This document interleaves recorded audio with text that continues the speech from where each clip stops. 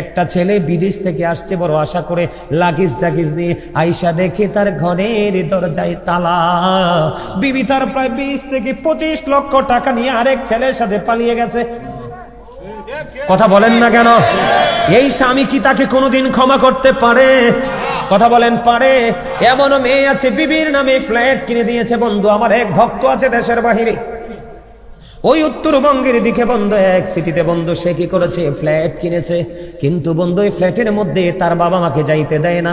ওই মহিলা ওই ফ্ল্যাট নিয়ে বন্ধু তার বাবার বাড়ির মানুষকে নিয়ে আনাগোনা করতেছে, মজা করতেছে। শ্বশুর বাড়ির কাউকে ফ্ল্যাটে ঢুকতে যায় না, দেয় না।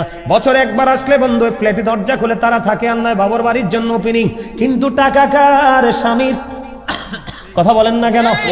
এই স্বামী কি কোনোদিন ক্ষমা করতে পারে বন্ধু আমার?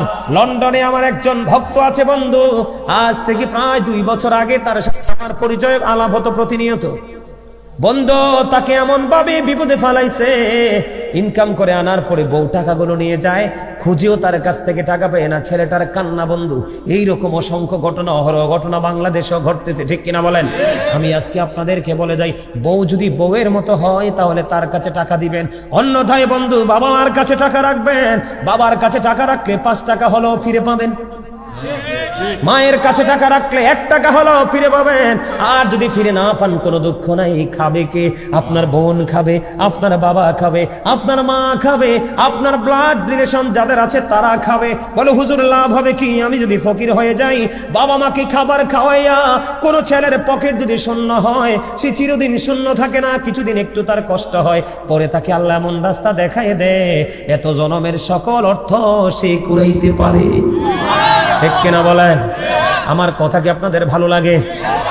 বন্ধুরে আমার, বাবা মাকে খাওয়াইলে কমে না। এখানে মজার খবর হলো, আপনি যদি তাদেরকে খাওয়াইয়া মনে মনে শান্তি পান, আল্লাহর নবী বলেছেন তুমি খাওয়াইছো কোনো দুঃখ নেই।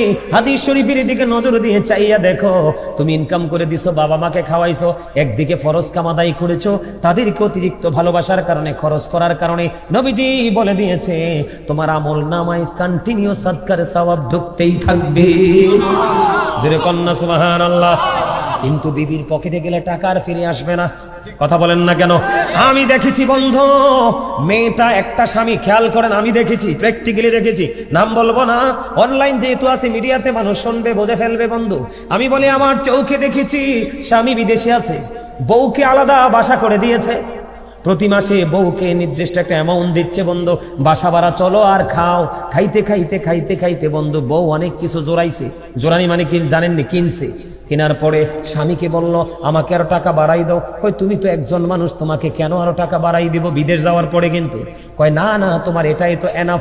বন্ধু বিদেশ যাওয়ার আগে স্বামীকে দাওয়াতে যাওয়ার কথা বলে, স্বামীর পরিবারের যত গয়না ছিল সবগুলো বাবার বাড়ি নিয়ে তালা মারছে। কি করছে? যেটা আমার চোখের দেখা, বাবার বাড়ি নিয়ে তালা মারছে। মেয়েদের আরেকটা শয়তানি কোন জায়গায় জানেননি? আপনাদেরকে আজকে আমি বলে যাই, মা দেখে মেয়ে আনবেন। তোমার কথা কয় না? মা দেখে মেয়ে আনবেন। যেই ঘরের মা বেয়াদব, জীবনে কোনোদিন মেয়েটা ভালো হইলো এটাকে ভালো রাখতে পারবেন না, কারণ এটা ফোন দিয়ে খালি আপনাকে খোঁচাইবে বউকে, তোর জামাইরে এটা দিতে ক, ওটা দিতে ক। বন্ধু মেয়ে, মা দেখে মেয়ে আনবেন, বাপ দেখে ছেলের কাছে মেয়ে বিয়া দিবেন। কথা কি বুঝতে পারছেন? আমার দিকে তাকান। আর বিশেষ করে একটা দোষ বর্তমানে আমাদের বাঙালির, চামড়া সুন্দর দেখা পাগল হয়ে 10 লাখ কাবিন দিও না, কয়দিন পরে নাকের মধ্যে বড়শি লাগাইয়া ঘুরাইব। বলে হুজুর কেন ঘুরাবা? কারণ তার সবচেয়ে বড় পাওয়ারের জায়গা হলো বন্ধু তার কাবিন। তুমি কাবিন দিয়েছ 10 লাখ, উসুল দিয়েছ 50,000, 50,000 আইন ধরবে না, আরো 9,50,000 ক্যাশ দিতে হবে। তোমার যে সোনা গয়না চুরি করে নিছে এগুলো বলবে আপনি গিফট দিয়েছেন, প্রশাসন বলবে গিফট, এটি ধরা যাবে না। আমি বাস্তবতা থেকে বলছি, আমার ঘটনা দেখেন। স্বামী যখন বিদেশ চলে যাবে, জানে তার হাতের আছে, কানের আছে, গলার আছে, নাকের আছে, সে স্বামীকে বললেন বিয়েতে যাব। যাওয়ার পরে বন্ধু শ্বশুর বাড়িতে গয়নাগুলো তালা মারলো। এই দিক দিয়ে বন্ধু প্রায় 1-1.5 বছর স্বামীর কাছ থেকে টাকা আনলো। টাকা আনার পরে আবার কি করলো দেখেন, ওই মেয়ের মা অত্যন্ত বেয়াদব, একবার 100% ক্যারেক্টারলেস। এবার বললো কি করো তুমি? তোমার স্বামীকে বলো টাকা বাড়াই দিতে। কি করো? আমারে বুঝায়, আমি বুঝি না, কানে কানে কথা কয় যে এনে তো কিছু একটা আছে। চুলটি কি এমনি ফাঁকছে, দাড়িটি কি এমনি ফাঁকছে? হ্যাঁ,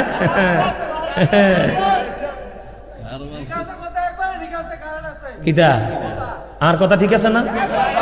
একদম একদম খাড়া খাড়া কথা বেটা, একদম স্ট্রেট ফরওয়ার্ড, স্ট্যান্ড বাই, ঠিক কিনা? ওয়াজটা কইরা তো ওয়াজটা করতাম নি। আরে জোরে আপনার কাছে ভালো লাগতেছে না ওয়াজটা? আমি এটা কেন করতেছি জানেন? আপনারা তো এখানে অল্প কয়জন মানুষ, কিন্তু এখানে গোটা পৃথিবী থেকে বিভিন্ন এই যে লাইভ চলতেছে, লাইভে দেখতেছি গোটা ওয়ার্ল্ড থেকে, আর এই মিডিয়াগুলো থেকে। এখন তো আপনার জন্য অনেক রাত, কিন্তু আমেরিকা, লন্ডন, আমার ইউরোপের ভক্ত যারা আছে এরা সবার দিন, এরা এদের শুনতেছে বসে বসে। এটা এই কারণে ইউরোপের মধ্যে বেশি এই জঘন্য এই কাজ কারবার গুলো চলতেছে ইউরোপে, বর্তমানে এটি চলতেছে। খেয়াল করো যুবক ভাই, তোমাদের সচেতনতার জন্য বলছি। এবার কি করলেন বন্ধু, আমার দিকে তাকান। স্বামী কি বলল? স্বামী আর বেশি দিবে না। কি করবে না? স্বামী আর বেশি দিবে না। বন্ধুরে আমার, এদিকে তাকান। এটা হাসির জিনিস না, বোঝার জিনিস, প্র্যাকটিক্যাল বাস্তবতা তুলে ধরলাম আমার চোখের সামনে। স্বামী বলতেছে আমি আর টাকা দিতে পারবো না।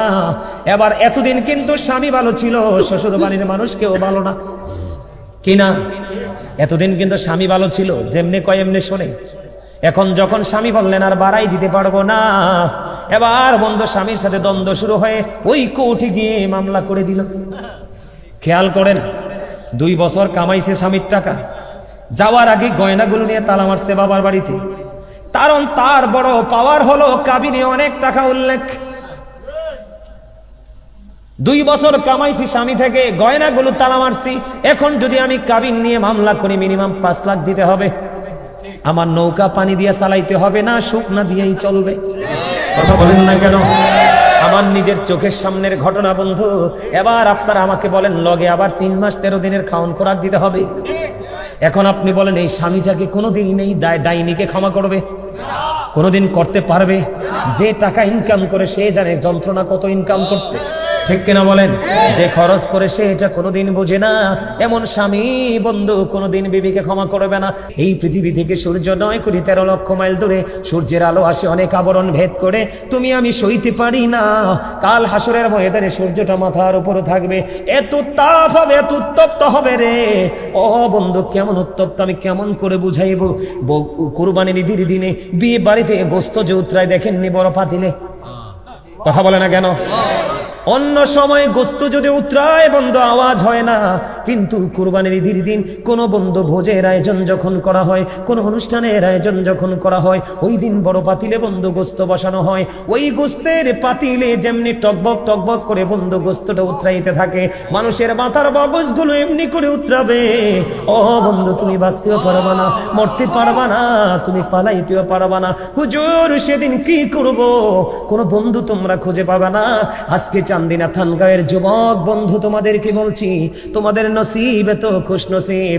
আজকে যদি সত্যিকারের আল্লাহ রাসূলকে ভালোবেসে যদি বসে থাকো, তোমাদের জন্য নিয়ামতের খবর। আবার নবী বলেছেন, কাল হাসরের ময়দানে ওই যে বিপদের দিন, ওই দিন কিন্তু আকাশ থাকবে না।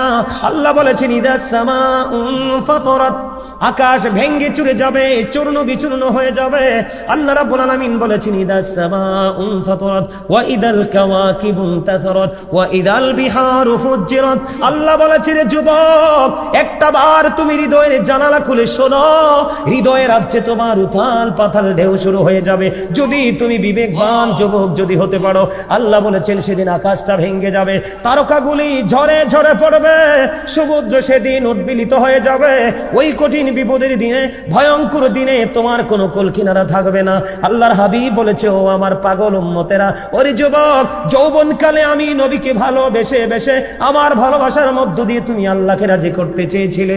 আমি নবী জানিয়ে দিলাম, কাল হাসরের দিন 7 শ্রেণীর মানুষকে আল্লাহর আরশের ছায়ার নিচে জায়গা দিবে। এর মধ্যে 6 জন থাকবে অন্য গ্রুপ, এর মধ্যে একটা গ্রুপ থাকবে শুধু যুবক, যারা সারা জীবন আল্লাহ এবং আল্লাহর হাবিবকে ভালোবেসে জীবন অতিবাহিত করেছে।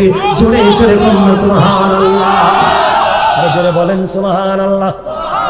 আপনার নাম কি মানিক না? আমি যখন ওই আপনাদের মাজারের কাছে আসছি, আরিখোলা মাজারের কাছে যখন আসলাম, উনি আমাকে ফোন দিলেন, এগিয়ে নিয়ে আসলেন। আমি যদি রাস্তাটা না চিনি, যুবক কাল হাসরে এত ভয়ঙ্কর হবে রে, এত ভয়ঙ্কর, এত বিপজ্জনক হবে রে। ও বন্ধু, আজকে ইনি আমাকে মানিক ভাই আরো লোক নিয়ে আগাইয়া যায় আনছে, কিন্তু তোমাদেরও কিন্তু পথের দিশা দেখানোওয়ালা একজন লাগবে, লাগবে কি লাগবে না? তোমরা যদি যৌবনকালে রাসূলকে ভালোবাসতে পারো, আল্লাহকে ভালোবাসতে পারো, রাসূলের আহলে বাইতকে ভালোবাসতে পারো, সাহাবায়ে কেরামকে ভালোবাসতে পারো, এই বাংলার জমিন ইসলামের যে আল্লাহর ওলিরা তাদের আদর্শকে লালন করে জীবনকে যদি গোছাইতে পারো, আমার নবীজি জানিয়ে দিয়েছেন আল হাসান ওয়াল হুসাইনু সাইয়্যিদু শাবাবি আহলিল জান্নাহ। রাসূল বলেছেন Imam Hasan and Husain are the leader of younger people in জান্নাহ। আপনার আবার তানে নবী বলে দিয়েছে, যুবক তোমরা টেনশন করো না, তোমাদের জান্নাতে নেতৃত্ব দিবে আমার কলিজার টুকরা হাসান ও হুসাইন দুইজন। বলেন না সুবহানাল্লাহ, আর জোরে বলেন সুবহানাল্লাহ। আমাদের দেশে তো এখন দলের শেষ নাই, এত এত দল বার হইছে, দলের যত যাই যে করো, কিন্তু নবীরে কেমনে ছোট করা যায় চিন্তা করে। কথা বলেন না কেন? নবীরে কেমনে ছোট করা যায়? যে নবীকে ছোট করবে তার দুনিয়াও নাই, আখিরাতও নাই, নামাজ রোজা হজ যাকাত কোনো কিছু নাই। মনে রাখবেন আল্লাহ বলেছেন ইউদিল্লু বিহি কাসীরা ওয়া ইয়াহদি বিহি কাসীরা ওয়া মা ইউদিল্লু বিহি ইল্লাল ফাসিকিন। বন্ধু, কোরআন দিয়ে আল্লাহ কাউকে হেদায়েত দান করেছে। আপনি মনে করেন না কোরআন পড়লেই সেই মুমিন। কোরআন পড়লে মুমিন হয় না, 100% ইমানদার হওয়ার পরে সঠিক লাইনে হেঁটে আমল করতে পারলে মুমিন হওয়া যায়। আল্লাহ বলেছেন আল্লাহ কোরআন দিয়ে কাউকে হেদায়াত করেছেন, আবার কোরআন দিয়ে কাউকে পথভ্রষ্ট করেছেন। ঠিক কিনা বলেন? আরো জোরে বলেন। তাহলে কোরআন পড়লে সবাইকে সহি বলা যাবে? মনে রাখবেন কাল হাসরের ময়দান, কিয়ামতের আগে আপনারা দেখতে পাবেন। যুবক তোমাদেরকে বলে যাই, কিয়ামতের আগে তোমরা পৃথিবীতে যারা বেঁচে থাকবে দেখতে পাবে। নবীজি বলেছেন কিয়ামতের আলামতের মধ্যে অন্যতম একটা আলামত হলো আমাদের মতো মোল্লারা। নাউজুবিল্লাহ বলেন না কেন? নবীজি বলেছে কিয়ামতের আগে একজন মেথর, একজন মুচি, একজন কামারের চাইতেও নিকৃষ্ট হবে মোল্লারা। ওর সঠিক শিক্ষা তাদের মধ্যে থাকবে না, সঠিক কিতাব পড়ার যোগ্যতা তাদের থাকবে না, সঠিক ইলম তাদের মধ্যে থাকবে না। তাদের এই ইলম শূন্যতার কারণে সমাজের মধ্যে, জাতির মধ্যে মন গড়া কথা বলে বলে বন্ধু মানুষকে বিভিন্ন দলে দলভুক্ত করবে। অলরেডি বাংলাদেশে এটা চালু হয়ে গেছে। কথা বলেন না কেন? এই কারণে আজকে একজনের মাহফিল আসলে কয়টা তো অমুক হুজুর আইছে যাব না। কথা বলেন না কেন? আরেকটা আসলে ওটা তো আরেক হুজুর আসতে যাব না। এই করতে করতে আজকে মুসলমান ইসলাম থেকে অনেক দূরে। ঠিক কিনা বলেন? এবার আমার দিকে তাকান বন্ধু, আমার মিশনটা আপনারা খেয়াল করেন। ধর্মেও খুব শক্তভাবে, বাঁচতে পারবা না, মরতে পারবা না, পালাতে পারবা না। এখন ওখানে জাহান্নামে তোমরা কি করবা? আল্লাহ কয়ে জাহান্নামীদের জন্য আমি খাবার বরাদ্দ রাখছি। কি রাখছি? সভাপতি সাহেব কি রাখছে? খাবারটা কেমন শুনবেননি? জাহান্নামীদের জন্য খাবার বরাদ্দ। এই যুগের ম্যাক্সিমাম যুবক এবং যুবতী জাহান্নামী। আপনারা আমাকে ভালোবাসলেও পারেন, না বাসলেও পারেন। আল্লাহ বলেছেন আল হক, আর রাসূল বলেছেন আল হক মুররুন, হক কথা তিতা। হক কথা কি? রাসূল বলেছেন অকুলু কাউলান, আল্লাহ বলেছেন অকুলু কাউলান সাদীদা। আল্লাহ বলেছেন সে দা রাইট থিং। তিতা হইল সত্যটাই বলো। কি করো? কেন সত্যটা বলবো জানেন? হযরত মুহাম্মদ সাল্লাল্লাহু আলাইহি সাল্লাম was born in Arab country. His father's name was Abdullah. His mother's name was Amina. His father said died before he was born. He lost his mother in his childhood. He was very truthful. জোরে বলেন আল্লাহু আকবার। আপনার আমার প্রাণের নবী ছিলেন শ্রেষ্ঠ সত্যবাদী। আমার দিকে তাকান। আমেরিকার গবেষক মাইকেল এইচ হার্ট তিনি বক্তব্য দিয়েছেন দা a ranking of the most influential person in the history. আমেরিকার গবেষক মাইকেল এইচ হার্ট তিনি 100 জন প্রভাবশালীর তালিকা করলেন। কতজন? 100 জন প্রভাবশালীর তালিকা করে তিনি ইনফ্লুয়েন্সিয়াল দ্বারা আপনার আমার প্রাণের নবীকে শ্রেষ্ঠ আপনার প্রভাবশালী হিসেবে আখ্যায়িত করেছেন। জোরে বলেন সুবহানাল্লাহ। শাহপুর দরবার শরীফের পীর সাহেব কিবলা ডক্টর আহমদ পিয়ারা বাগদাদি, যিনি বসরা ইউনিভার্সিটির ইংলিশ লেকচারার ছিলেন, তিনি বলেছেন of all the great religious personalities of all prophet Muhammad রাসূলুল্লাহ সাল্লাল্লাহু আলাইহি ওয়াসাল্লাম ওয়াজ দ্য মোস্ট সাকসেসফুল। জোরে জোরে বলেন আল্লাহু আকবার। আমার নবী সকল নবী রাসূলের মধ্যে ইমামতি থেকে রাজনীতি, রাজনীতি থেকে ইমামতি, প্রত্যেকটা জায়গায় সফল। কিন্তু আমরা সেই নবীর উম্মত হয়ে কি সফল হতে পারছি? পারি নাই। কেন পারি নাই? কারণ আমরা রাসূলকে উপদেষ্টা হিসেবে গ্রহণ করতে পারি নাই। এখন অনেক ছেলে বিসমিল্লাহ আউযুবিল্লাহ পড়তে পারে না, অনেক মুরব্বী আছে ভালো করে সূরা ফাতিহা পড়তে পারে না, নবীজিকে নিয়ে বিভিন্ন ধরনের বিরূপ মন্তব্য করে, আছে না নাই? নবীজিকে নিয়ে বিন্দু পরিমাণ সরিষা পরিমাণ বিরূপ মন্তব্য যদি কেউ করে, জবান দিয়ে করো, অন্তর দিয়ে করো, কেউ বললে তাকে সমর্থন দিয়ে করো, নবীজি বলেছেন সাথে সাথে হাদিস শরীফের মধ্যে আসছে সে কুফরি করে ফেললো। যে কুফরি করে সে কে ইমানদার থাকে? আর জোরে বলেন থাকে? তোমরা ভাই কেন বুঝো না? বাবাদেরকে বলছি আপনারা কেন বোঝেন না? কালেমার দিকে তাকায় দেখেন, লা ইলাহা ইল্লাল্লাহর সাথে মুহাম্মাদুর রাসূলুল্লাহ আছে, আছে না নাই? লা ইলাহা ইল্লাল্লাহ মুহাম্মাদুর, there is no good but Allah, Muhammad Rasulullah sallallahu alaihi wasallam is the blessing, Muhammad Rasulullah sallallahu alaihi wasallam is the messenger of Allah।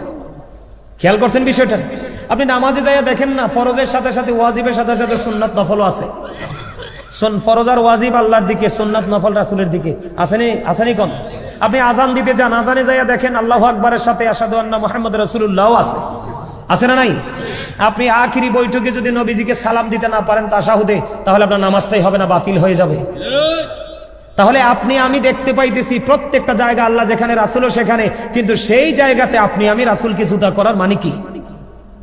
রাসূলের সাথে বিদ্বেষ না? কথা বলেন, রাসূলের সাথে শত্রুতা না? Allah of the first failure is the lord of world রব্বুল আলামিন। খেয়াল করেন, মুহাম্মদ রাসূলুল্লাহ সাল্লাল্লাহু আলাইহি সাল্লাম is the blessing for the world রাহমাতাল লিল আলামিন। খেয়াল করছেন এই বিষয়টা? রব্বুল আলামিন রাহমাতাল লিল আলামিন। আল্লাহ তো স্রষ্টা, আপনি আমি দেখবো না, কিন্তু আল্লাহ রাব্বুল আলামিনের পক্ষ থেকে নিয়ামত হয়ে এসেছে আপনার আমার প্রাণের নবী। ওই নবীকে ভালোবাসলেই আপনার আল্লাহকে পাওয়া একেবারে ইজি। জোরে কন্যা সুবহানাল্লাহ। এখন আমরা কি সেই নবীকে মানি? হ্যাঁ বলবো আমরা মানি, কিন্তু মানা, আসল মানা কোনটা? যেটা হচ্ছে নবীজি যেটা বলছে করো সেটা করব, যেটা বলছে করো না সেটা আমরা করব, সেটা হচ্ছে প্রকৃত মানা। আর আপনি মুখ দিয়ে যদি বলেন মানি, তাহলে কি সফলতা আসবে? না আসবে। এখন আমি যুবক ভাইদেরকে বলছি, এই যে জিন্স প্যান্টের কথা বললাম, তোমরা কি রাগ হইছো? হ্যাঁ, এটা কি তোমাদের জন্য একটা শিক্ষা হলো না? তোমাদেরকে আরেকটা কথা বলে রাখি, কখনোই টকটকে লাল পাঞ্জাবি, টকটকে লাল শার্ট, টকটকে লাল গেঞ্জি তোমরা কখনোই পরবে না। নবীজিকে হাদিস শরীফের মধ্যে আসছে, নবীজিকে দুটো লাল জামা পরিয়ে তো একজন লোক এসে নবীজিকে একবার সালাম দিলেন, নবীজি সালামের জবাব দিলেন না। আরেকবার নবীজিকে সালাম দিলেন, নবীজি দ্বিতীয়বার সালাম দেওয়ার পরও জবাব দিলেন না। কেন? হাদিস শরীফের মধ্যে আসছে লাল জামা পরা একজন ইমানদার পুরুষের জন্য, টকটকে লাল যেটা নিখুঁত লাল, টকটকে লাল জামা পরা একজন ইমানদার পুরুষের জন্য মাকরুহ তাহরিম, এটা হারামের অন্তর্ভুক্ত। নাউজুবিল্লাহ বলেন না? তাহলে কি করা যাবে না? লাল পরা যাবে না, জিন্স প্যান্ট পরা যাবে না, জিন্স প্যান্ট না যে কোনো পোশাকে নাভির নিচে পরা যাবে না, পরলে নাভির উপরে অথবা বরাবর নিচে দিয়ে রাখতে হবে টাকনোর উপরে। জোরে কোন সুবহানাল্লাহ। আমার কথা কি বুঝতে পারছেন আপনারা? তাহলে আপনারা আমার জন্য জাহান্নামে খাবার বরাদ্দ আছে, সেই খাবারের নাম হলো জাক্কুম। কে নাম শুনছেন? জাক্কুমের কাঁটাযুক্ত ফল, কাঁটাযুক্ত না শুধু, এটা এত বিষাক্ত। এই বর্তমানে যদি আপনাদের চান্দিনা থানগাঁওয়ের জমিনে যদি এই মুহূর্তে একটা ফোঁটা জাক্কুম পড়ে, গোটা পৃথিবীর মাটি বিষাক্ত হয়ে যাবে। পৃথিবীর কোন গবেষক এই জমিনে কোনোদিন কোনো শস্য ফলাতে পারবে না। এই খাবারটা জাহান্নামীরা কন্টিনিউয়াসলি খাইতে হবে, খেতে হবে, কিন্তু বাঁচতেও পারবে না, মরতেও পারবে না, পালাতেও কারো উপর দোষও দিতে, কারণ আল্লাহ বলেছেন তুমি নিজের উপর নিজে জুলুম করেছো। এদিকে তাকান, আরেকটা খাবারের খবর জানতে পারলাম, যেটার নাম হলো তিনাতুল খাবার। এটা হাদিস শরীফে আসছে। ইয়া রাসূলুল্লাহ, ইয়া হাবিবাল্লাহ, নবী গো, ও প্রাণের নবী, তিনাতুল খাবারটা কি গো নবী? ইয়া রাসূলুল্লাহ, ইয়া হাবিবাল্লাহ, নবী গো, এই তিনাতুল খাবারটা কি গো? আমার আপনার প্রাণে নবী বন্ধু জানিয়ে দিয়েছেন, এই তিনাতুল খাবারটা হলো আরেকটা জাহান্নামীর পচা রক্ত, পুজ অথবা ঘাম।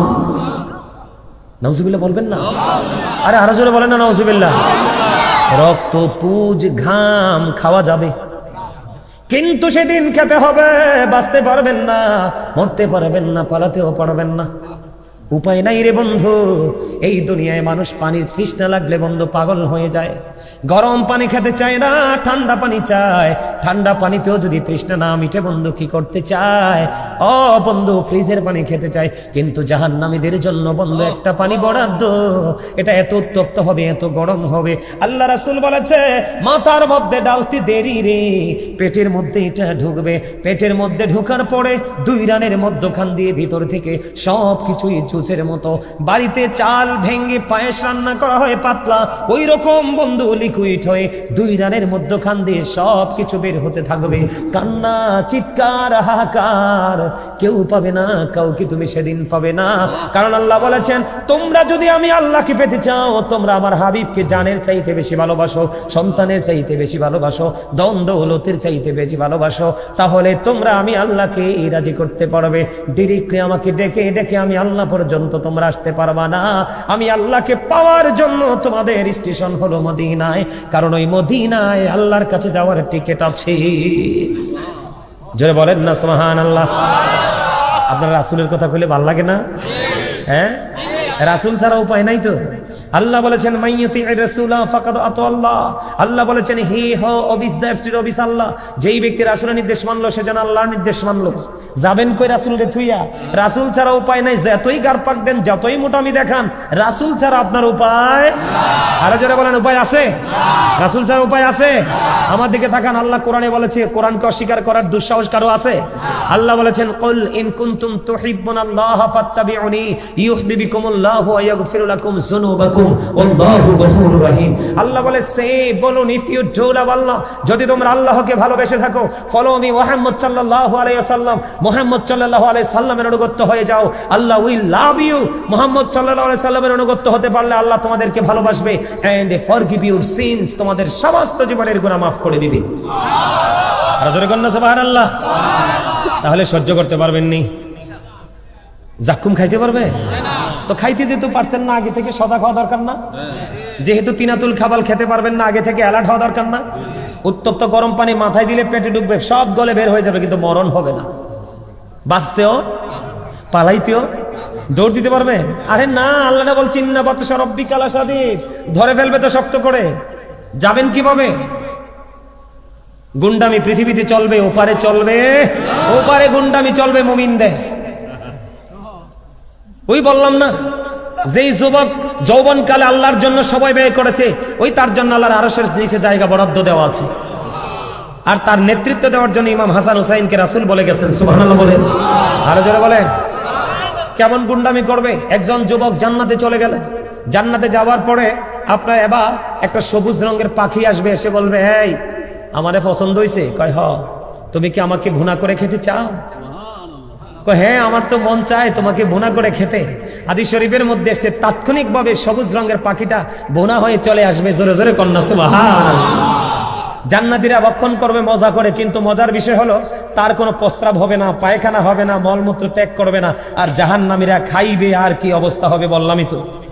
আমি কিন্তু জান্নাত জাহান্নাম নিয়ে ওয়াজ না, একটু এক্সাম্পল স্বরূপ দিলাম। এবার আমি দুটো বিষয় ছোট্ট ছোট্ট করে শেষ করব। একটা বিষয় হলো আমাদের বর্তমানে বাংলাদেশে কৃপণতা। কি আমাদের বাংলাদেশে কৃপণতা বাড়ছে কিনা? আমরা কন্যা কথা কন্যা কিনলে, আরে দেখে মিলি কথা কন, বাড়ছে। কৃপণতা বাড়ার পক্ষে বাড়ছে বলে স্বীকার করেন কে কে? হাত তোলেন, 2 হাত। মানে কৃপণতা বাড়ছে বলে স্বীকার করেন কে কে? 2 হাত তোলেন। সবার পক্ষে তো বাড়ার নমুনাই দেখা যায়। আমার এক চাচায় আঙ্গুল একটা তুলে রাখছে, কিটা বুঝাইছে আমরা? এমনি হাতটা তুললাম না, আঙ্গুল একটা দেখাই রাখছে। আচ্ছা যাক, হাত নামান। কৃপণতা বাড়ছে তো? বাড়ে নাই? কথা বলেন, বাড়ছে না? এখন কৃপণকে তো আল্লাহ পছন্দ করে না, কৃপণকে আল্লাহ পছন্দ করে না। কৃপণের জন্য কোনো নিয়ামত নাই। কেন বললাম না? ভুল কইলাম? আপনি দেখবেন মসজিদের জন্য টাকা খুঁজবে, ভাই আমার কাছে টিয়া নাই, 1 সপ্তাহ পরে আইস, 1 সপ্তাহ পরে দরজা লাড়া দিলে এতে বাইতে নাই। তার মানে এদের মধ্যে কৃপণতা। কি এদের মনের নিয়ত? এতে মসজিদে টিয়া দিত না। কথা কন না কেন? আবার আরেকটা কৃপণ আছে, বছরে একবার সে কৃপণতাটা দেখায়, যেটা যার উপরে অনেক ধন আছে, জাকাত দিতে হবে। জাকাত দেওয়া ফরজ নাও? দিতে হইব না? মানে হেতে এই রমজান মাস আসলে বা বছর শেষে হেতে জাকাত দিতে চায় না। এটা হচ্ছে এক ধরনের কৃপণ, আছে না নাই? আবার সমাজে আরেক ধরনের কৃপণ আছে, মাহফিলের জন্য টাকা চাইলে দেয় না। কথা বল না কেন? আছে না নাই? আরেক ধরনের কৃপণ আছে, সমাজের মধ্যে গরিব মানুষ যদি থাকে, তার জন্য তার ডেক্সি ভরা তরকারি কিন্তু পয়সা পড়ে যায়, তারপরে গরিবরে দেয় না। আছে না নাই? এমন অনেক গরিব মানুষ, বড় লোক আছে, তার কাপড়গুলো পুরনো, মোটামুটি পুরনোর পর বস্তা ভরে আগুন জ্বালাই দেয়, কোনো গরিবকে দেয় না। আছে না নাই? আরো জোরে বলেন, আছে না নাই? তাহলে এই কৃপণ গুলার নিয়ে একটু ওয়াজের দরকার আছে নি? আরো জোরে বলেন। আচ্ছা, আপনারা এই দুলাবালির মধ্যে চিক চিক চিক চিক করে হীরার মতো সোনার মতো কিছু জিনিস দেখা যায় না? বালুতে দেখেননি? এটা হলো কৃপণতার ফসল। কে? হ্যাঁ হ্যাঁ, এই তো দেখছনি, তোমরা কইতে পারবানি, তোমরা তো আসো ডিজিটাল মুরব্বীরা, দেখছনি কি তা কয়, তোমরা তো আসো মোবাইল নিয়া। বন্ধুর বাঁশি বাজে রে আমার কানে কানে, কথা বলেন না কেন? তোমরা আসো এটা লইয়া, মুরব্বীরা দেখছনি। আমি শুরু করার আগে কই দিছি কারণের ধনের, কার ধন? বন্ধুরে আমার, এটা মুরব্বীরা জানে, এই যুবকদেরকে একটু জানানো দরকার, যেহেতু তারা আসছে। যুবক তোমরা শুনবানি? হ্যাঁ শুনবা, তোমরা শুনবা, একটু জানার দরকার না? কারণ তোমরাও অনেক সময় কৃপণতা করো, ঠিক না? 20 টাকার নোটটা রাইখা দিয়া শুক্রবারে 5 টাকারটা বের করে দাও, তাও আদলিটা। কথা কয় না কেন? অন মসজিদ কমিটি আদলি ভাঙাইতে তো বিপাকে পড়ে, ঠিক না? বা ঠিক না? বল কইলাম? আচ্ছা, আদলি দিছে, আর একটাই কি করছে, পুরান আছে টাকা, নতুন আছে, এতে পুরানটা দিছে, তাও সিরা না। কথা কন না কেন? আছে না নাই? শোনেন, এটা বানানো গল্প না, আপনাদেরকে মজা দেওয়ার জন্য বলছি না। কুমিল্লা কান্দির পাড়ে আমি একবার চক বাজার থেকে কান্দির পাড়ে আসছি, তো 10 টাকার নোটটা একটু সিরা আর কি, কেন চক বাজার থেকে কান্দির পাড়ে আসলে 10 টাকা নেয়, অটোতে রিক্সা আনলে 30 টাকা নেয়। তা আমি আর ভালো করে খেয়াল করি নাই, 10 টাকার নোটটা রিক্সা ড্রাইভারকে দিছি। রিক্সা ড্রাইভারকে দেওয়ার পরে রিক্সা ড্রাইভার সাইয়া কয়, হুজুররা দাওয়াত খাইয়া তো হাদিয়াটা সাইয়া লয় না, লাগে এই দশা। একটা লজ্জা সে পাইলাম, লজ্জায় আর রিক্সাওয়ালার দিকে ফিরা তাকাইও না, কারণ নাই পকেটে আর। এরপরে যে শিক্ষা নিলাম, মসজিদে দিল নতুনটা দেই, কোন রিক্সা ড্রাইভারকে দিল, কারণ আমার পকেটে 10 টাকা হয়তো আমার কিছু হবে না, কিন্তু রিক্সা ড্রাইভার এমন হতে পারে আজকে 10টা টাকা হইলে তার 100 টাকা ফুরব, বা একটা বাজার নিতে পারবে। এই 10টা টাকা নষ্টর কারণে হয়তো বা একটা বাজার করতে পারবে না, তো এই 10 টাকাটা ভালো দেই। তো এই যে একটা আমাদের যে অবস্থা, আমাদের এই অবস্থাটার জন্য কারণ হলো আমরা একটু উদাসীন। আমরা কি একটু উদাসীনতার মধ্যে আছি? আমরা উদাসীনতা, এই আল্লাহ রাসূল বলেছে তোমরা কৃপণতাকে কি করো? পরিহার করো। কৃপণতাকে তোমরা বর্জন করো, কৃপণতাকে কি করো না, আঁকড়ে ধরে। বন্ধুরে আমার, আপনার আমার প্রাণের নবী হাদিস শরীফের মধ্যে এসেছে। বন্ধু, আজকে আসার আগেও বন্ধু হাদিসটা দেখে এসেছি। এটা গুরুত্বপূর্ণ ওয়াজ, তার কারণ কৃপণের নামাজ, রোজা, হজ, যাকাত, দান, সাদকা, কৃপণের কোনো আমল বন্ধু আল্লাহর দরবারে কবুল হয় না। এই জন্য এই আলোচনাটা বন্ধু আগে আপনাদের দরকার শোনা। আপনারা কি বিরক্ত হচ্ছেন? বিরক্ত হচ্ছেন? বিরক্ত হইলে শেষ করে দিব। আমার আলোচনা কিন্তু এমনিতে অনেক সময় হয়ে গেছে, আরো আমি 2 ঘন্টা না, আমার কোনো টাইম নেই। আমি ওয়াজ কিন্তু প্রতিদিন একটা করি, আমি চাইলে 4টা 5টা করতে পারি, কিন্তু আমি 4টা 5টা করি না, প্রোগ্রাম একটা করি। কারণ আমার টার্গেট হলো যেখানে যাব ওখানে মানুষগুলোকে বিভিন্ন অ্যাঙ্গেল থেকে তথ্য দিব, কারো না কারো মধ্যে হেদায়েতের একটা প্রভাব আসতে, ঠিক কিনা বলেন? আজকের এই মাহফিল থেকে যদি বেশি না একটা যুবক যদি শিক্ষা নিয়ে যেতে পারে, তবে আমি দেখতে পাইতেছি কোন যুবক শিক্ষা নেবে কি নিবে না জানি না, কিন্তু আমি আসার পরে যখন দুরূদ পড়ছি, জিকির করছি, একটা ছেলে আমার চোখে পড়েছে। এই ছেলেটার চোখ দুটো পলকহীনভাবে আমার দিকে দৃষ্টি, আমি একটু পরে পরে তার দিকে তাকাই, সে কিন্তু বুঝতে পারে না, ছেলেটা কিন্তু বয়স কম। আলোচনাগুলো এত মন দিয়ে সে শুনতেছে, আমি তার দিকে শুধু তাকিয়ে আছি অবাক হয়ে। আল্লাহ তাকে কবুল করে নিক, সকলে বলেন আমিন। তার সঙ্গে সঙ্গে বাকি সবাইকে কবুল করে নিক, সকলে বলেন আমিন। আরো জোরে বলেন আমিন, আরো জোরে বলেন আমিন। আমি যখন দুরূদ পড়ছি, ছেলেটা প্রাণ উজাড় করে দুরূদ পড়ছে। তোমরা তো জানো না কোন দিকে ওয়াজ করব। হাদিস শরীফের মধ্যে এসছে, দাইলামি শরীফের মধ্যে এসছে, আপনারা আমার প্রাণে নবী বলেছেন, কেউ যদি প্রাণে নবীকে ভালোবাসিয়া প্রতিদিন যদি মাত্র 1000 বার যদি দরুদ পড়তে পারো, নবীজি বলে দিয়েছে তুমি জান্নাত না দেখা পর্যন্ত তোমার মরণ হবে না। জান্নাতে যাওয়ার একটা সহজ আর উপায় আসেনি? তো সেই নবীকে ভালোবাসবেন নাকি মানুষের কথা শুনে নবীর ইজ্জতে আঘাত করবেন? নবীকেই ভালোবাসবেন কি আপনার হুজুর যেমনি ভালোবাসে আপনার হুজুরের মতো, নাকি সবকিছুর চাইতে বেশি? আচ্ছা, কোন ওমরের মতো জাজরাইল সাহাবী আর একজনও নাই? হযরত ওমরের মতো জাজরাইল সাহাবী আর একটাও? ওমর নবীর জন্য তার বাবার কল্লা ফালাই দিছে। আল্লাহু আকবার বলেন না। ওমর বলল, নবী গো, আমি আপনাকে ভালোবাসি, কি বাসি, কিন্তু জীবনের চাইতে বেশি না। আমার নবী কই তুমি এখনো মুমিন হতে পারো নাই। নবীর প্রতি শ্রদ্ধাটা কেমন থাকতে হবে খেয়াল করেন। তার মানে নবীজি বললেন তুমি এখনো মুমিন হতে পারো নাই। পরে ওমর বলল ইয়া রাসূলুল্লাহ, আমি আপনাকে ধন সম্পদ সন্তান সন্ততি যা আছে এবং আমার জীবন আছে জীবনের চাইতে বেশি ভালোবাসি। নবীজি ডাক দিয়ে বললেন, হাদিস শরীফের মধ্যে আছে, ওমর তুমি এতক্ষণে মুমিন হয়েছো। নবী সম্পর্কে চিন্তা করতে হিসাব করে করতে হবে। একজন বলবো আমি সাপোর্ট দিব, নো, আমি আমার বিবেককে প্রশ্ন করবো। সে যে কথাটা বললো, যেমন এক্সাম্পল আমাদের দেশে অনেক মৌলবি বেরিয়েছে এখন, নবীকে কয় আমার মতো। আচ্ছা বলেন, নবীজি কোনোদিন কি আপনার আমার মতো হতে পারে? এটা যে বিশ্বাস করবে তার ঈমান আসেনি? কথা বলেন আছে? আচ্ছা যদি নবী আপনার আমার মতো হয়, তাহলে নবীজি মেরাজে গেল কেমনে? এশার নামাজ পরে উম্মে হানির ঘরে, কোথায়? উম্মে হানির গড়ে। ওনার জমজমের কিনারায় সিনা সাক হলো, ওপেন হার্ট সার্জারি হলো, এবার সেটিং হলো। সেটিং হওয়ার পরে আপনার রাসূল এক আসমান থেকে আরেক আসমানে 500 বছরের রাস্তা, 7 আসমান ফাড়ি দিল, সিদরাতুল মুনতাহায় গেল, আলাপ হলো, মহাশূন্য ফাড়ি দিয়ে আল্লাহর আরশে গেল, কথোপকথন হলো, মুসা নবীর সাথে কথা হলো, আবার ফজরের আগে পৃথিবীতে চলে আসলো। আপনার ছেলে বাহিরে যাবে, আল্লাহ গো বাংলাদেশে চাকরি নাই, আমার ছেলেটা গ্রাজুয়েশন কমপ্লিট করেছে, একটা এডুকেটেড পারসন, আমার ছেলেটাকে আমি ইতালিতে পাঠাবো। আপনি দরখাস্ত লিখতে দেরি রে, আমার আল্লাহর দরবারে কবুল হতে দেরি হবে না। কারণ আমার নবীজি বলে দিয়েছে, বান্দা যখন আল্লাহকে স্মরণ করে 1 বিঘা পরিমাণে এগিয়ে যায়, আল্লাহ বান্দার দিকে 1 গজ পরিমাণে এগিয়ে আসে। কোন বান্দা যখন আল্লাহর দিকে স্মরণ করে 1 হাত পরিমাণ এগিয়ে যায়, আমার আল্লাহ ডেকে ডেকে বলেছেন, হাবিব আপনি জানিয়ে দেন আমি আমার ওই বান্দার দিকে 2 হাত পরিমাণে এগিয়ে আসি।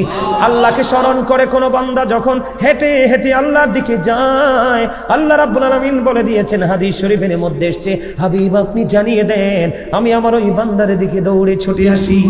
জোরে জোরে কন্যা সুবহানাল্লাহ। আপনি যখন চাইবেন মেয়ের বিয়ের প্রয়োজন, ছেলের বিয়ে প্রয়োজন, আপনার বাড়ি বানানোর প্রয়োজন, একটা জায়গা কিনবেন, 50 লক্ষ জোগাড় হয়েছে, আরো 10 লক্ষ শর্ট, অটোমেটিক্যালি দেখবেন আরো 10 না বন্ধু, আরো 50 দেওয়ার মতো আল্লাহর পক্ষ থেকে বন্ধু দাঁড়িয়ে যাবে। কারণ আল্লাহ যখন বলবে কোন ফায়াকুন, সঙ্গে সঙ্গে বরাদ্দ হয়ে যাবে। জুড়ি জুড়ি কন্যা সুবহানাল্লাহ। কারণ আল্লাহ বলেছেন, মাকারু মাকারাল্লাহ ওয়াল্লাহু খায়রুল মাকিরিন, শ্রেষ্ঠ কৌশলের মালিক আল্লাহ, ইন্নাল্লাহা ইউহিব্বুল মুতাওয়াক্কিলিন। বন্ধু নিশ্চয় যারা আল্লাহর উপর ডিপেন্ড করে, আল্লাহর উপর ভরসা করে, আল্লাহ রাব্বুল আলামিন তাদেরকে পছন্দ করে ভালোবাসে। জোরে জোরে কন্যা সুবহানাল্লাহ। বন্ধুরে আমার দিকে তাকান, আমি एग्जांपल দেই বন্ধু। হযরত আবু হুরায়রা রাদিয়াল্লাহু তাআলা আনহু থেকে হাদিস বর্ণিত, একদিন নবীজির কাছে ক্ষুধার্ত মানুষ, কৃপণতাকে উপেক্ষা করলে আল্লাহ কেমন করে রাজি হয়। একজনে ক্ষুধার্ত মানুষ আসলো, ইয়া রাসূলুল্লাহ পেটে ক্ষুধা, ইয়া রাসূলুল্লাহ কিছু খেতে হবে গো, আমার খাবারের প্রয়োজন। নবীজির বিবির কাছে খবর পাঠালেন, বিবি রে, ও বিবি ঘরে কিছু আসেনি? বিবি আবার উত্তর দিলেন, ইয়া রাসূলুল্লাহ ইয়া হাবিবাল্লাহ, নবী গো ঘরে কিছুই নাই গো নবী, পানি ছাড়া। আরেকজন বিবির কাছে খবর পাঠালেন, ওই বিবি উত্তর দিলেন, ইয়া রাসূলুল্লাহ ইয়া হাবিবাল্লাহ, ঘরে পানি ছাড়া কিছু নাই গো নবী। আল্লাহি ওয়াল্লাহি ঘরে পানি ছাড়া কিছু নাই গো নবী। এবার নবীজির উপস্থিতির সামনে সাহাবায়ে কেরাম ছিলেন, সাহাবীদেরকে বললেন, কে রে ওই মেহমানটার দায়িত্ব নিবা, এই ক্ষুধার্ত মানুষটার দায়িত্ব নিবা, আমি একজনকে দায়িত্ব দিতে চাই। একজন আনসারী সাহাবী একটা ডাক দিয়ে বললেন, ইয়া রাসূলুল্লাহ এই মেহমানটাকে আমাকে দিয়ে দেন। এবার ওই মেহমানের দায়িত্ব নিলেন একজন আনসারী সাহাবী। ওই সাহাবী দায়িত্ব নেওয়ার পরে বন্ধু এবার বাড়ি চলে গেলেন। জিয়ার পরে বিবিকে ডাক দিলেন, বিবি রে আজকে ঘরে কোনো খাবার আসেনি রে বিবি। এবার বিবি একটা ডাক দিয়ে বলল, ইয়া রাসূলুল্লাহ। এবার বিবি ডাক দিয়ে বললেন, স্বামী গো আমার কাছে খাবার আছে, তবে এই খাবারটা হলো আমাদের ঘরে যে ছোট্ট বাচ্চাটা আছে, এই ছোট্ট বাচ্চাটার খাবার আছে। জুড়ি জুড়ি কন্যা সুবহানাল্লাহ। কার খাবার আছে? ছোট্ট বাচ্চাটার খাবার আছে। এবার ওই আনসারী সাহাবী বিবিকে একটা ডাক দিয়ে বললেন, বন্ধু চতুর্দিকে তাকাইলে একটা ব্যান যায়, আওয়াজটার দিকেও তাকাইতে হয়। আমি আপনাদেরকে ওয়াজ করছি যে আপনারা বোঝেন নাই, মানুষের আসল সত্তা হলো তার আত্মা, তার দেহ নয়। আপনার দেহ যদি এখানে থাকে আর আত্মা যদি বন্ধু ব্যানের সঙ্গে ওপারে চলে যায়, মাঝখান দিয়ে আলোচনার মাঝখানটা হারিয়ে ফেলবেন। ওয়াজ শুনে আপনি কোনো পরিপূর্ণতা খুঁজে পাবেন না। বন্ধুরে আমার, মনোযোগ হলো আসল, মানুষের আসল সত্তা হলো তার আত্মা। আত্মা যদি এখানে রাখতে পারেন, হেদায়েত নসিবে জুটবে। বন্ধুরে আবার আনসারী সাহাবী বিবিকে ডাক দিয়ে বললেন, বিবি রে আমাদের সন্তানের যে খাবারটা আছে, আজকে খাবারটা আমি মেহমানকে খাওয়াবো। কারণ আমি আমার প্রাণের নবীর কাছ থেকে জেনেছি এই ক্ষুধার্ত মানুষটাকে যেহেতু আমার বাড়িতে চলে আসে, সে মেহমান হয়ে গেছে। সুবহানাল্লাহ বলেন না? কি হয়ে গেছে? মেহমান হয়ে গেছে রে বিবি। ও বিবি, একটা কাজ করবে তুমি, যখন সন্ধ্যা হয়ে যাবে, সন্ধ্যা হয়ে যাওয়ার পরে বাচ্চাটাকে প্রদীপটা নিভাই দিবা ঘরের। তৎকালীন সময়ের মানুষগুলোর ঘরগুলো বন্ধ, ছোট ছোট ছিল। আপনারা যারা হজে গেছেন দেখছেননি? এখানে হজে গেছেন এমন লোক আসেননি? আপনি যে গেছেন দেখছেননি মা ফাতেমার বাড়ি কত ছোট ছোট ঘর? আমি দেখেছি বন্ধু, তাদের ঘর ছিল ছোট, কিন্তু তাদের প্রেম ছিল আকাশ ছোঁয়া। এখন আমাদের ঘরগুলো হয়ে গেছে বড়, ঘরগুলো হয়ে গেছে পাকা, কিন্তু হৃদয়টা একেবারে মরিচিকায় ঝং ধরে ফেলেছে। জং একবারে বন্ধু ধ্বংস করে দিয়েছে। এবার কি করলেন? বিবিকে ডাক দিয়ে বলল, বন্ধু আনসারী সাহাবীর প্রেমের খবর শোনেন। কৃপণতাকে তারা কেমন করে উপেক্ষা করেছে, কেমন করে তারা কৃপণতাকে দূর করে আল্লাহর দিদার প্রাপ্ত হয়েছে। এবার বিবিকে বললেন, বিবি বিবি গো, প্রদীপটা নিভাই দিও সন্ধ্যা যখন হবে। ও স্বামী, কেন গো? কয় প্রদীপটা যখন নিভিয়ে দিবে বাচ্চাটা বুঝতে পারবে রাত্র গভীর হয়ে গেছে, তুমি তার মাথায় হাত বুলিয়ে দিও, বাচ্চাটাকে তুমি ঘুম পাড়িয়ে দিও, কারণ এই খাবারটা আমি আজকে আমার নবীর কাছ থেকে আনা মেহমানকে, ক্ষুধার্ত মানুষকে খাওয়াবো। জুড়ে জুড়ে কন্যা সুবহানাল্লাহ। বন্ধুরে আমার, এবার বিবি কি করলেন? প্রদীপটা নিভিয়ে দিলেন, বাচ্চাটাকে বন্ধু ওই মেহমানকে বাচ্চার খাবারটা খাওয়াই দিলেন। ওই বাচ্চাটা পেটের খিদায় বন্ধু ঘুমিয়ে গেল। তার আল্লাহর দিদার কেমন করে চেয়েছে, নবীজির কথাকে তারা কেমন করে মূল্যায়ন করেছে। আমরা সবাই নবীর উম্মত দাবি করি, আল্লাহর বান্দা দাবি করি, কিন্তু আমরা পরিপূর্ণ পথভ্রষ্টতার মধ্যে আছি বন্ধু। এবার কি করলো? মেহমানকে খাবারটা খাইয়ে দিল, রাত্র ফুরিয়ে গেল। সকাল যখন হলো, এবার ওই আনসারী সাহাবী নবীজির দিকে আসতেছে, নবীজির দিকে আসতেছে, হুজরার দিকে হেঁটে হেঁটে আসে। নবীজি ওই সাহাবীর চেহারা দেখে নবীজি মুস্কি মুস্কি হাসে। এবার ওই সাহাবী কাছে চলে আসলেন, ইয়া রাসূলুল্লাহ, ইয়া হাবিবাল্লাহ, নবী গো, এত মিষ্টি হাসি, এত মুস্কি হাসি আপনার নূরানী চেহারায় ফুটে ওঠার কারণ কি? আমার নবীজি এবার একটা ডাক দিয়ে বললেন, ওই মুস্কি হাসি দেওয়ার কারণ হলো, গত রজনীতে তুমি তোমার যে মেহমান ছিল, তুমি যে আমার কাছ থেকে মেহমান চেয়ে নিয়েছো, ওই মেহমানের সাথে তুমি যে আচরণ করেছো, এই আচরণে আমার আল্লাহ খুশি হয়ে গেছে। এই খবর আমি নবী জানতে পেরেছি, এই জন্য তোমাকে দেখে আমি মিষ্টি হাসিছি। জোরে জোরে কন্যা সুবহানাল্লাহ। কারণ কি জানেন? সে বন্ধু লোক দেখানোর জন্য করে নাই। সে যে খাবারটা খাওয়াইছে মূলত লোক দেখানোর জন্য করেনি। ও বন্ধু, নবীজি বলেছে সে আপন করে নিয়েছে মালিককে রাজি করার জন্য। আজকে ঠিক তেমনি ভাবে যদি আমরা মসজিদে দান করার ক্ষেত্রে, মাদ্রাসায় দান করার ক্ষেত্রে, মাহফিলে দান করার ক্ষেত্রে, জন উন্নয়নমূলক কল্যাণমূলক কাজে দান করার ক্ষেত্রে আগে যদি ভাবতাম, আল্লাহ তুমি আমাকে তোমার প্রিয় দানশীল বান্দাদের অন্তর্ভুক্ত করে নিও, কৃপণতা দূর হয়ে যেত। দান করার ক্ষেত্রে মানসিকতা অনেক বেশি ডেভেলপ হয়ে যেত। জুড়ে জুড়ে কোন ঠিক নবে ঠিক? বন্ধুরে আমার, আপনি কৃপণতা করে কি করলেন? কাপড়গুলোকে ফুরিয়ে দিলেন, কোনো এতিমকে দিলেন না, কোনো গরিবকে দিলেন না। যিনি কৃপণতাকে উপেক্ষা করে, কৃপণতাকে বর্জন করে, যিনি একজন দুস্থ অসহায় মানুষকে বন্ধু একটা বস্ত্র দিয়েছে, একটা শার্ট, একটা গেঞ্জি, একটা লুঙ্গি, একটা পায়জামা, এবার যেই ধরনের পোশাকই হোক না কেন, নবীজি বলে দিয়েছেন তুমি যাকে এই পোশাকটা দিয়েছ সে খুশি হয়ে সেটাকে গ্রহণ করেছে। এই গ্রহণ করে যতদিন পর্যন্ত পরিধান করলো, ততদিন পর্যন্ত আল্লাহর খাস রহমত তোমার উপরে থাকবে। যিনি দাতা ওনার উপরে জোরে জোরে বলেন না সুবহানাল্লাহ। আর জোরে বলেন না সুবহানাল্লাহ। আর একটু মহব্বতে পড়ুন সুবহানাল্লাহ। তাহলে আপনাকে আমাকে কি করতে হবে? কৃপণতা বর্জন। কথা বলেন না কেন? কি করতে হবে? কৃপণতা বর্জন। কেমন করে কৃপণতা বর্জন করতে হবে জানেননি? নবীজি বলে দিয়েছেন, তুমি যখন রান্না করবা, কি করবা? তুমি যখন কোনো তরকারি রান্না করবা, তুমি তরকারির মধ্যে একটু ঝোল অথবা রসা তুমি একটু বাড়াই দিও। ইয়া রাসূলুল্লাহ, ইয়া হাবিবাল্লাহ, কেন গো? আমার নবীজি বললেন, তুমি যখন তরকারিটা রান্না করবা, ঝোল একটু তুমি বাড়িয়ে দিও। তুমি কি করবে?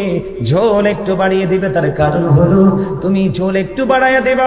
তোমার পাশের ঘরের মানুষটা আজকে গরিব, আজকে ইনকাম করতে পারে না, এই পুরুষ লোকটা বাচ্চা আছে অথবা ঘরে মুরব্বী আছে, তুমি যেন এক পেয়ালা তার ঘরে পাঠিয়ে দিতে পারো। চুরি চুরি কন্যা সুবহানাল্লাহ। বন্ধুরে আমার, এখন আপনি খাওয়াইলে লাভটা হবে কি?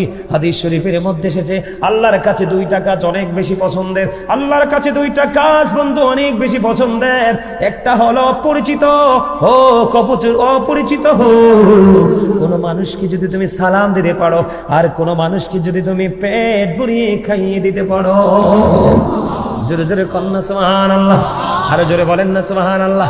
তাহলে আপনি কি হলেন? আল্লাহর যে পছন্দের কাজের মধ্যে একটা আপনি করে ফেললেন, আপনি তার আপনার আশেপাশের মানুষকে খাবার খাইয়ে দিল। জোরে জোরে বলেন না সুবহানাল্লাহ। এখন আমাদের মধ্যে যিনি খাওয়ায় উনি কৃপণ না? কথা বুঝতে পারছেন নি? যিনি দান করে তিনি কৃপণ না? যিনি যাকাত দেয় তিনি কৃপণ না?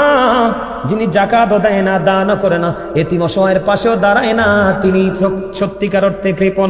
আপনার সামনে দরুদ পড়া হলো, আপনি দরুদ পড়লেন না, আপনি সত্যিকার অর্থে কৃপণ। আপনার সামনে আল্লাহর জিকির করা হলো, আপনি জিকির করলেন না, আপনি হলেন শ্রেষ্ঠ কৃপণ। এই কৃপণের জন্য, এই জন্য বন্ধু কোরআন এবং হাদিস করে দেখলাম, যারা জিকির করে তারা হলো বন্ধু জিন্দা, আর যারা জিকির করে না তারা হলো মুর্দা। আপনি জিকির করেন না কিন্তু গায়ে গতরে মোটা, কোরআন হাদিসের দৃষ্টিতে আপনি মরে গেছেন। কারণ মানুষের দেহ আসল নয়, তার আসল হলো তার আত্মা। ঠিক কিনা বলেন? আর জোরে বলেন। মা আয়েশা সিদ্দিকা রাদিয়াল্লাহু তাআলা আনহা বললেন, ইয়া রাসূলুল্লাহ, আমি কেমন করে দিব? আমার দুইজন প্রতিবেশী আছে। কয়জন? কথা বলেন না, কয়জন? কয় আমার দুইজন প্রতিবেশী আছে গো ইয়া রাসূলুল্লাহ, আমার দুইজন প্রতিবেশী আছে। আমি ইয়া রাসূলুল্লাহ, আমার দুইজন প্রতিবেশীর মধ্যে আমি কাকে আগে দিব?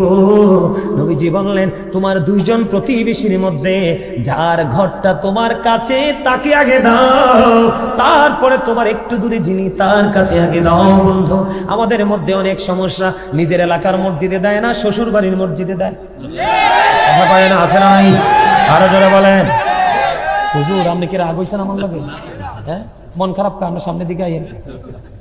আপনারা হুজুরে আমার লাগে আরে পছন্দ করেন, আরে অপছন্দ করছি। আপনারা অপছন্দ করছেন নাকি? সবার পছন্দ হয়েছে? কোনটা কইবেন? আই লাইক ইউ না আই লাইভ ইউ? হইছে না তো? দোনোটা দোনোটা। মাশাআল্লাহ মাশাআল্লাহ, thank you very much, thank you, আলহামদুলিল্লাহ বলেন। আরো জোরে বলেন না। আপনারা হাসানোর জন্য একটু বলছিলাম, আপনারা তো সবাই হাসতে পারলেন না। ওরে বাপ রে বাপ, এনে দুই একজন দেখি কি মোট হইয়া বইছে। মনে রাখবেন, যে বেশি মোটা ওটা যে কোনো মোটা হার্ট অ্যাটাক করে মারা যাবে। ওমা, আরে স্বাস্থ্য ভাই তুই হাসি যদি কিল্লাই হেসা কথা কইছি তো। যেই মানুষটা একটু মানে গম্ভীর ভাব, এটা আমার কথা না, গম্ভীরতা মানুষের হার্টকে দিন দিন দুর্বল করে ফেলে। কি করে? এটা আমার নবীর কথা। গম্ভীরতা মানুষের কি করে? হার্টকে দুর্বল করে ফেলে, উইক করে ফেলে, যেই কোনো মুহূর্তে হার্ট অ্যাটাক করে মারা যায়। নবীজি মানুষ সুস্থ থাকার জন্য যে অপশনগুলো দিছে, এর মধ্যে একটা অপশন হলো হাসি খুশি জীবন। তবে বেশি হাসা যাবে না। আবার নবীজি এটাও বলেছে, অনেক বেশি যারা হাসে তাদের কাল মরে যায়। অনেক বেশি যারা হাসে তাদের হৃদয় কি হয়ে যায়? মরে যায়। অনেক বেশি হাসা যাবে না। যখন হাসার প্রয়োজন হাসবেন, যখন কান্নার প্রয়োজন কাঁদবেন। তবে মুমিন পৃথিবীতে হাসবি খুবই অল্প, কাঁদবি অনেক বেশি। মুমিন পৃথিবীতে খাবি খুবই কম। ঠিক কিনা বলেন? মোটা দাদা পশুর জন্য পাগল হবে না, কারণ হিসাবটা যে কত কড়াকড়ি হবে। বন্ধুরে আমার দিকে তাকান, আমি কি বলতে চাই? আমাদের বাংলাদেশে আসেনি সভাপতি সাহেব? কি নিজের বাড়ির মসজিদের সভাপতির লগে সম্পর্ক ভালো না রে? সভাপতির লগে ভালো না হইলে তোমার সমস্যা কি? মসজিদ তো সভাপতির না, মসজিদ হলো স্বয়ং আল্লাহ। ঠিক কিনা বলে? সিস্টেম দেখেন, কৃপণতাকে উপেক্ষা করো, নিজের কাছের মানুষকে আপন করে নাও। মা আয়েশা বললেন, ইয়া রাসূলুল্লাহ, আমার দুইজন প্রতিবেশী আমার খুব কাছে, আমি কাকে আগে দিব বলে দেন। আমার নবী বললেন, যিনি তোমার খুবই কাছে তুমি তাকে আগে দাও। সুবহানাল্লাহ বলেন না? আরে জোরে যাইবেন, যান, বুঝতে পারছি, যান। আলহামদুলিল্লাহ বলেন। এবার আসেন, মজার একটা হাদিস শরীফ শোনাই বন্ধু। কৃপণতা থেকে উপেক্ষা করতে পারলে বরকত কেমন করে হয়। আমার নবীজি বলেছেন বন্ধু, দুইজনের খাবার দিয়ে চারজনকে খাওয়ানো যায়, তিনজনের খাবার দিয়ে 6 জনকে খাওয়ানো যায়। আপনারা তো টেনশন করার দরকার কি? আপনি আল্লাহর উপর ভরসা করে শুরু করেন। কার উপর ভরসা করে? আল্লাহর উপর ভরসা করে শুরু করেন। আপনি যদি কৃপণতাকে উপেক্ষা করতে পারেন, আমার নবীজির জীবনে কৃপণতা বলে কোনো শব্দ ছিল না। আমার দিকে তাকার বন্ধু, আমি দুইটা হাদিস বলবো, এরপরে কৃপণদের বন্ধু ভয়ঙ্কর পরিণতির খবর আমি একটু জানাবো, আপনারা সবাই জানবেন তো। আমি আপনাদেরকে বলি বন্ধু, খন্দকের যুদ্ধের সময় হাদিস শরীফের মধ্যে এসেছে, হযরতে জাবের আপনারা আমার প্রাণে নবীকে এসে ডেকে বললেন, ইয়া রাসূলুল্লাহ, যুবক আমি তোমাদেরকে বলি, তোমরা হৃদয় খুলে শোনো, তোমরা যখন জানবে তোমাদের নেক্সট জেনারেশনকে তোমরা বলতে পারবে, উৎসাহিত করতে পারবে, এই সম্পর্কে তোমরা বুঝাতে পারবে। খন্দকের যুদ্ধের সময় এবার হযরতে জাবের চলে আসলেন, ইয়া রাসূলুল্লাহ, আপনি কিছু মুহাজির কিছু আনসার নিয়ে আমার বাড়িতে আসেন, কিছু খাবারের আয়োজন করা হলো, খেয়াল করবেন আপনারা। জাবের বলতেছে কিছু, মুষ্টিময় কিছু। এবার জাবের যখন দাওয়াত দিলেন, অল্প কিছু মুহাজির অল্প কিছু আনসার নিয়ে চলে আসেন। আমার নবীজি জাবেরের পক্ষ থেকে দাওয়াত পাওয়ার পরে এবার আপনার আমার প্রাণে নবী একটা ডাক দিয়ে বললেন, ও সকল মুহাজির আনসার চলো, সবাই চলো।